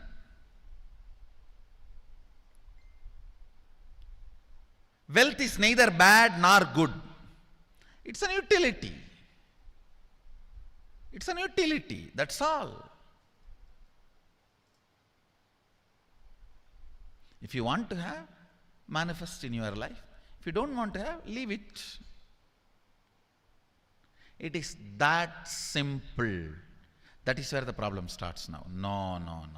It's not that simple. I am trying to manifest for last 25 years. You are trying to, but you are not manifesting. Please understand. You may be having desire, but you don't have belief. That's a difference. Desire is different. Belief is different. Desire is different. Belief is different. You may be desiring to have wealth. You may not be believing it as your possibility. You may not be perceiving it as your possibility. You may not be cognizing it as your possibility. Understand? The first and foremost important step we need to do to create an energy field of attracting wealth. As I mentioned, there are tons of researches proving in the modern day, anything you cognize, you become energy field for it. And you attract situations, persons, knowledge, everything required to manifest that cognition into your reality. In these 2 days, I commit with you, I'll clean up all the mess inside you. The gap between your desire and your perception, that mental patterns, that's what I call mess. I'll clean up. That's one. Second, I'll create an energy field in you to attract wealth and manifest wealth. This too is only the goal of this 2 days program.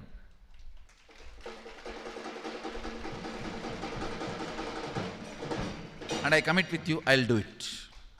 Whether you are in Bengaluru Adinam, physically in front of me, or all over the world, I'll do it. The first step we need to do,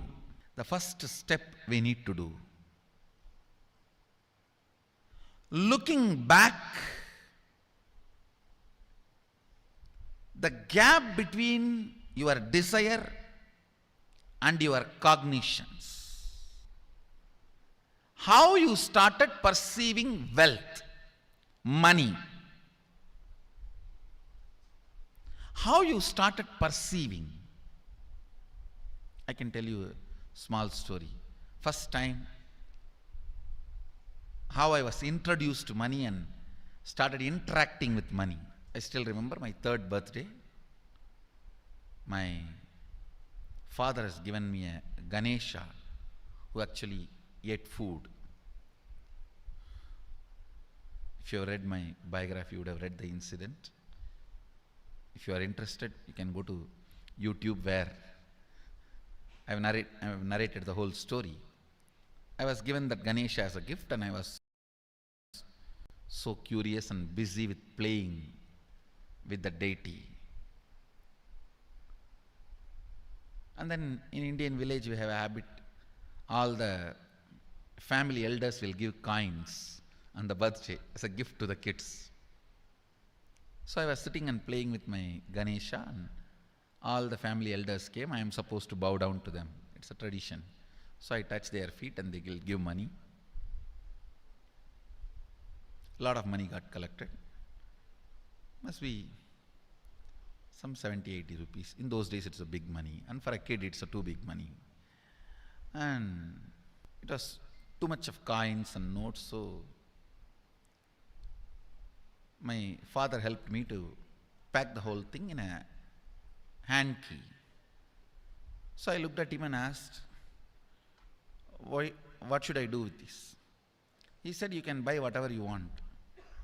I said, I don't need anything. I only wanted this Ganesha. You already gave it to me. I don't need anything. He said, then you can give it to anybody you want.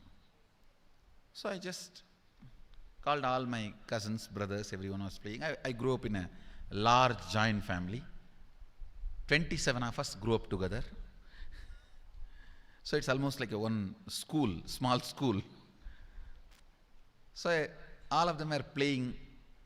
I called in my loud voice, hey, anybody wants, come and take this money? I don't want it. So 4 or 5 kids were running, and my elder brother ran fast and took the whole thing, whole hand key. My father told me to tell my elder brother to share everyone, to share with all. I said, I have decided I don't want. And I said, whoever wants, take it. So he took it. How can I interfere in this after that?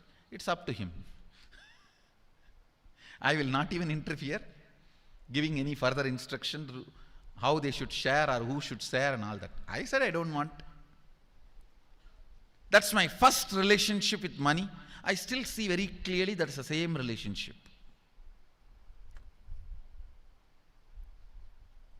Still, I don't touch money. I don't handle. Never felt the need.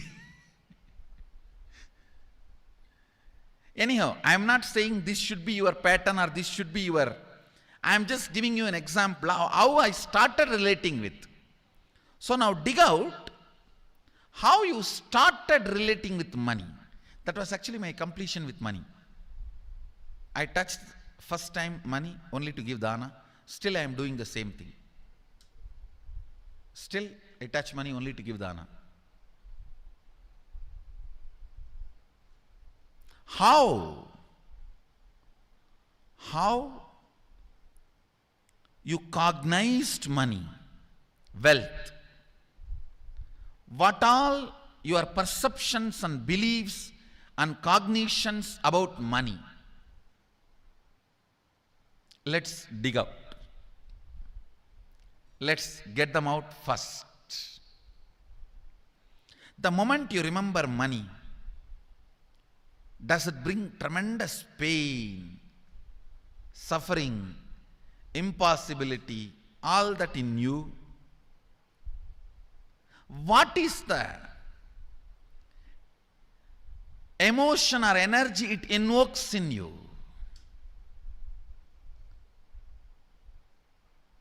So put your pen to paper and just keep writing whatever comes to your mind. If you feel tortured, irritated, the moment you think of money, whatever you think, money is difficult, money is impossible, money is, unless you cheat, you can't get the money. Even if you cheat it, somebody will cheat from you. So much goes on inside you about money. Your incompletions with money. Just spend few minutes and let's dig out all the incompletions, mental patterns we have, perceptions, beliefs and cognitions we have about money. Listen, the first step we need to do now, cleaning up, completing these mental thought patterns, the incompletion patterns related to wealth. and stopping them from recurring. Please understand. Biggest problem is when you do not recognize something as a pattern. You remember, yes, I have a lot of incompletions and patterns. Incompletion means, let me define.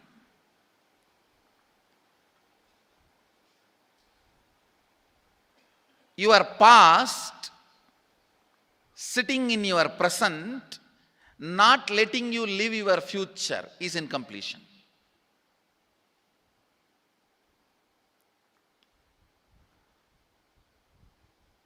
It has no logic.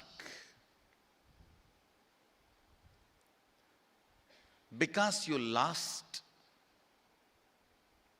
love of somebody, you decide never to love again.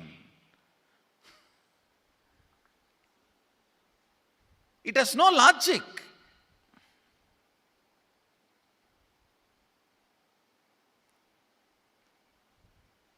Tons of negative decisions, cognitions you make about life is incompletion.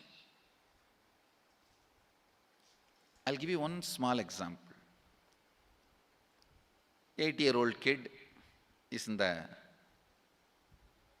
classroom. Teacher asks, who is the first Prime Minister of India? The kid jumps on the bench and shouts, Mahatma Gandhi. Naturally, the whole class laughs, because Mahatma Gandhi is not, neither is Mahatma nor he is first Prime Minister. Okay, that you leave it. When the whole class laughs, she decides never to come in the front, jump up and be active. Even after 50 years, if she becomes a CEO of a company, in the team meeting, she will be telling her ideas to somebody else and somebody else will be presenting. Even if she is the head of the meeting, she will continue to suffer the decision she made at the age of 8. How many of you see this is happening even in your life in some form? That is what I call incompletion.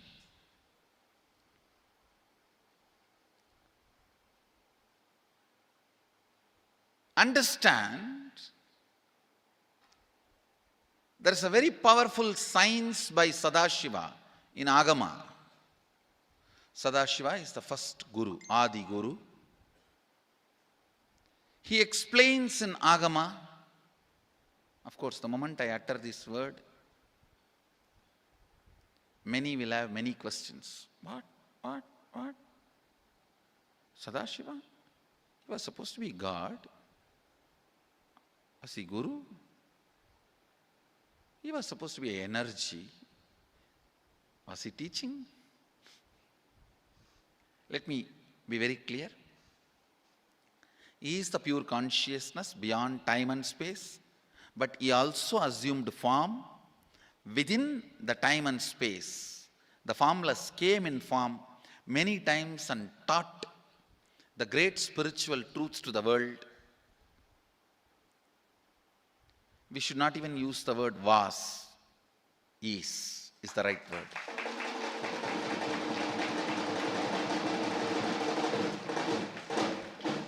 He gives a beautiful science of completing with this incompletion patterns, known, unknown. Understand, if you know the reason for certain pattern, it is called known pattern. If you don't know, it is unknown pattern. Sometimes you will have a heaviness, suffocation, but you don't even know why. That is unknown pattern. Sometimes you know why you are going through what you are going through. That is known pattern. Known or unknown, you can complete. You can be out of it. It is possible. It is possible. I'll explain the science of completion. Understand, this one technique can help you whether you want to get rid of your headache or your whole ignorance and get into enlightenment. Whether you want as simple as healing your headache or as complicated as enlightenment. Anything, this one technique can give you. This one technique, it is a complete end-to-end, alpha to omega.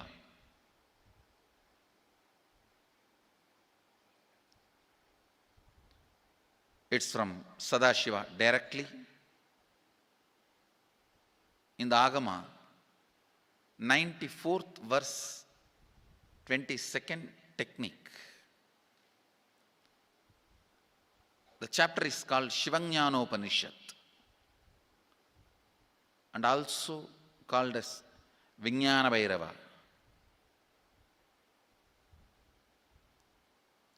Chittatyanta kritirnasti mamantar bhavayet iti vigalpanam abhavena vigalpair uchito bhavet. You don't have to remember. I am uttering every time so that I will remember. That's all. No, it is just to keep the purity of the teaching. I want all of you to know, whatever I am sharing with you is my personal enlightenment experience, which is in tune with the earlier master's experience. My Apta Pramana, my Atma Pramana in tune with the Apta Pramana, means the earlier masters. The Shastra Pramana. Only that can become your Sakshi Pramana. Never learn from a person who does not have Atma Pramana, enlightenment. He will be only Pandit, repeating.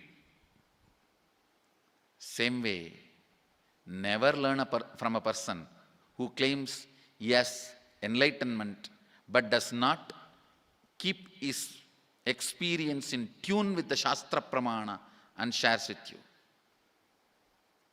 It's always dangerous. Maybe it must have been good for him, but we don't know whether it is good for all of you. The Atma Pramana should always be acid washed with Apta Pramana, Shastra Pramana. Only that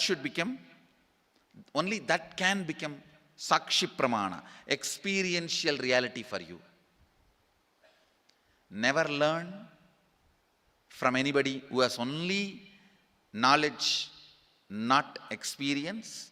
Same way, never learn from somebody who claims having only experience and does not connect, purify, make it in tune with the Shastra and presents it to you. There is always a danger. If you don't bother about the Shastra Pramana, you may be having kakka biryani. Be careful. Listen. To keep the purity of the teachings, I keep the original Sanskrit verses. I'll give you the translation now. Consciously feel within the mind stuff of past memories of incompletion with its activities as mind, intellect and ego not existing in me. By contemplating this way in your inner space, disidentify from the past impressions and memories of completion. Put your active attention at the space of past happening. Relive these imagined impressions and memories of incompletion. Then the mind stop having fully ceased from its present characteristics of forming thought patterns and cognitions is complete. Thus you become complete and achieve the original space of complete completion. Listen. Now I will explain. I have read out the translation. I will explain what to do. Now you wrote many of the patterns, incompletions, thought currents you are having about money, ideas, cognitions you developed about money from the young age. Do only one thing. Just go back to that same age when the incidents happened in you, the cognition started building in you, the beliefs started building in you, the ideas started building in you, the perception started building in you. Relive the same situation. I am not asking you just remember. Remembering means, for example, something happened at the age of 7 which is still hurting you about money. You asked 1 rupee from your uncle and he did not give, but he gave it to his son. It's still sitting and hurting. If now you are 47, this happened 7. You being 47-year-old person and remembering what happened at the age of 7 is remembering. Forget you are 47. Forget who you are now. You may be having millions. Just become that 7-year-old who asked and did not receive. For you that 1 rupee must have been almost life. I have seen people, they develop even wheezing when they were not given as simple as a chocolate or an ice cream by their friend or family or brother. I have seen. Because for a child, it may be life. Just go back, forget who you are now. Become that person. When that incident happened, relive. Just see what has happened at that time. You will see many of the unknown, suppressed emotions will break. And I tell you, many diseases will be healed. I have seen people walking out of tumors, cancers, asthma, wheezing, just by completion. Because many of your diseases have their roots in some of the incompletions of the past. When you relive, many pain parts in you breaks. Pain bodies collapse. The pain patterns melt down, which completes many other issues which you don't even remember. I have seen when people do completion, to complete the wealth-related incompletions, suddenly they get into health, because the same incompletions which created wealth issues only were creating health issues. When they melt down, people become free even from both. Listen carefully. I'll repeat once more. Now you would have written so many patterns, incompletions, thought currents, ideas, cognitions. Take few minutes. Go back to each incident, each pain, each hurting. Relive. Relive. Relive. Don't justify what happened. Don't try to console yourself. No consolation will work. No justification will work. Neither help others nor try to help yourself. Just relive. I've seen when somebody has tears, others try to console. No, relax. You are not more compassionate than me. Let me do that job. You don't interfere in my job. Let you just go through. Even you don't try to console yourself. That is not going to work. If something has to break inside, let it break. It's okay. When you relive, the powerlessness, incompletion, loses power over you. I'll guide you step by step. And I commit with you, I'll lead you all to completion. And I know how to awaken, trigger the incompletions in you and break them, help you to relive and relieve. I am supporting all of you. Have courage. Let's clean up.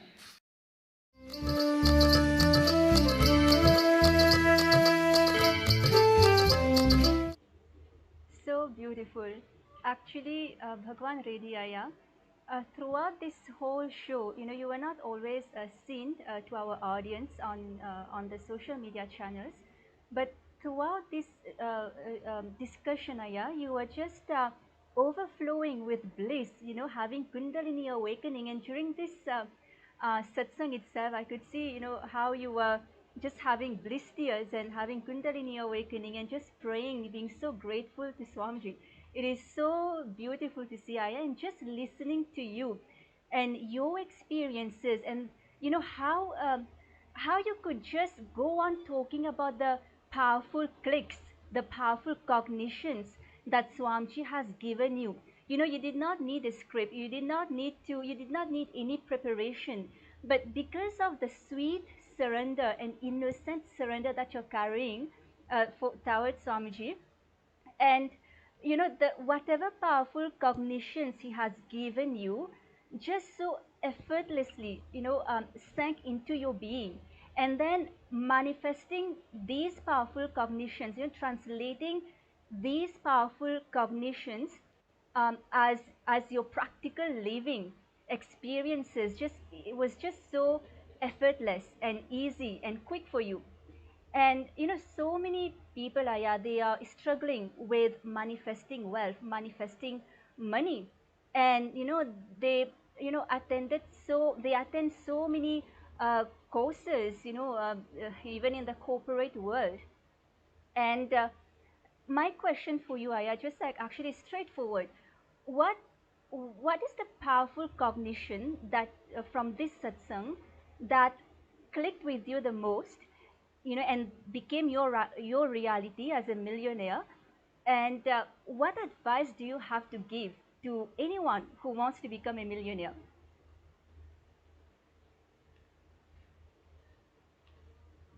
Cognition is, Swamiji said that the conflict between the desire and the belief, that is the most the powerful cognition, because the belief manifests, the desire doesn't manifest. They call it a deadlock, right? You are creating a deadlock. So if you, whatever you believe, it will be manifested. If you believe you can't make money, you won't make money. If you believe you can make money, you will make money. If you believe there is an abundance, and you will have an abundance. So that whatever the belief overrides everything, your desire, your wish, and all the effort, everything overrides. Your cognition means your understanding, your perception, whatever you think inside you, what you tell others doesn't matter. That's what I keep saying. Whatever you tell, whatever you tell others, or what you say outside doesn't matter. What you believe will be manifested. So that's the most powerful thing. If you want to make money, if you want to manifest wealth, and if you want to do that, first love the success, love the Lakshmi, love the money, and have all that cleared up. That most powerful thing is all the junk, like one Swamiji is saying that all the junk is sitting inside you, saying is impossible, I can't do it, I did so many times, I tried that. That is all the things sitting in there. This completion, what Swamiji is so powerful. It needs to be cleaned up, it has to be done. The number one, I made notes also, same thing. I've been living this for so long now, 10 years now. I've been living this tattva, that clean up all that. And only one thing, whatever you change your belief system, you can do on your own. I don't think you can do any number of programs. I paid $30,000 to go and manifest wealth. That's all useless. Once you go here, understand that whatever the effort you do is going to be useless. Whatever the desire you have is useless, unless your cognition, your shift in your belief system that you can do it and you can manifest that. Until that happens, you cannot do that. Only happens, Swamiji, That's so easy. You are going to so many programs, and I have been to all those programs, but until that impossibility is sitting in you, until that blockage is sitting in you, the belief is sitting in you, no matter what you did, doesn't happen. So I would strongly recommend everybody who wants to manifest wealth to attend to this satsang, watch this satsang, do the completion, Actually, and yes, attend the program. Attend the program to yes, get clean up. definitely. See, actually, Swamiji has offered all the programs for free. Presently, we are having the Paramashiva Sena program that is coming up, ongoing and coming up in the next few days in August in Los Angeles. So, people, we welcome each and every one of you to come to the Paramashiva Sena. You can register at ecitizen.info/PSS. It's a 30-day intense program where you will experience completion with all the patterns that is stopping you from living life, from manifesting health, from manifesting wealth, from manifesting life itself. And not only that, not only completion, but Swamiji initiates us into living life successfully and becoming the ambassador of Paramashiva and radiating the Dhamma Advaita in all six levels. So it is such a beautiful program where if each one of you, the viewers that you're watching and wanting to manifest wealth, Robin Tyler, you had message, come to Paramashiva Sena. Swamiji explains, helps you to go through that completion process and manifesting and in making that, wealth manifestation a reality for you. So we invite every single one of you, please register. So the door is always open, but we need to say yes to it. That is when the success becomes a reality. We can keep on sitting and desiring, but unless we take action towards it, life does not come. We have to go towards it.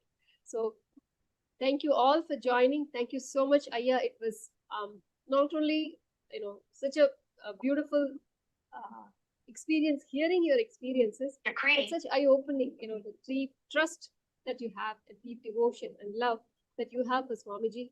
And thank you for coming today and sharing your experiences. Yes, actually, Ma, just before we close, I want to add to what you said about attending the Paramashivasena program. See, many people would have attended, previous programs like Inner Awakening, so they may think that, oh, I've attended multiple programs, webinars before in the past, so there's no need for me to attend again. But it's actually not true at all, because so many people coming on this show has been sharing all very old devotees and disciples who've attended multiple programs in the past, but they've all been sharing how attending the Paramashivasena program has just completely transformed them. Even the completion process that Swamiji has spoken about in this satsang we've just listened to, even the completion process for them was so powerful, and they've done completion many times in the past, but they've all been sharing how this Paramashivasena program is completely out of the world. So even if you've attended programs in the past, please do not miss this Paramashivasena program. The next program is happening in KAILASA, Los Angeles, starting on August 1st till August 30. So we're welcoming and inviting all of you to please come and attend. Take time away from your day-to-day life, from your work. If you want to manifest wealth, or whatever is it that you want to manifest, health, relationship, just take 1 month off. That's it. Give yourself this time and experience yourself as a new being, as the divine himself. So thank you so much again, Bhagwan Reddy Aya. It was so nice and just so blissful to hear from all your experiences. And thank you so much for sharing, so energetically, to our audience. And with this, we come to the end of today's show. And please, stay tuned for the next show that we will be having with another special guest. So let's end with the Purna Mantra.